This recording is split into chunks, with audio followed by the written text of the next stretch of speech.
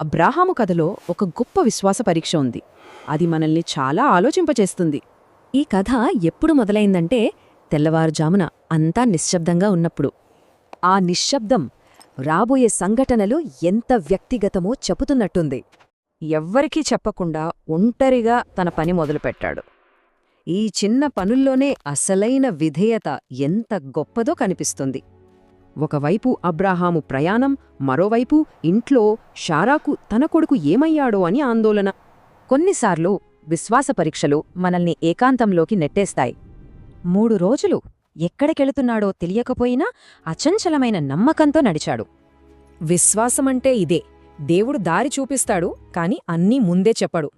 కొడుకేమో తండ్రిని నమ్మి నడుస్తున్నాడు, కాని ఆ తండ్రి మోస్తున్న భారం ఎవ్వరికీ తెలీదు. ఆ పరీక్ష దేవునికి ఇస్సాకు కావాలని కాదు, అబ్రహాముకే ఆ పరీక్ష అవసరం.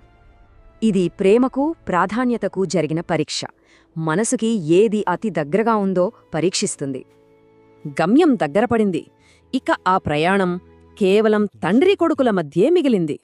ఇస్సాకు అమాయకపు ప్రశ్న ఆ నిశ్శబ్దాన్ని, హృదయాన్ని మెలిపెట్టే నిజంతో బద్దలుకొట్టింది. అబ్రాహాము జవాబులో వివరణ లేదు, కేవలం స్వచ్ఛమైన విశ్వాసముంది. బలిపీఠం, కట్టెలు, కత్తి, ప్రతి అడుగు ఆ ఊహించలేని చివరి క్షణం వైపే. అతని శరీరం ఆ సంఘర్షణను చూపించినా అతని ఆత్మ మాత్రం స్థిరంగా నిలిచింది. విధేయత చూపిన తరువాతే తెలిసింది సమాధానం అప్పటికే సిద్ధంగా ఉందని. కాని ఇది కేవలం అబ్రహాము కథ మాత్రమే కాదు, ఇది మనందరి కథ కూడా. మన జీవితంలో మన ఇస్సాకు ఎవరు? దేవుడికంటే దేనికి ఎక్కువ ప్రాధాన్యత ఇస్తున్నా?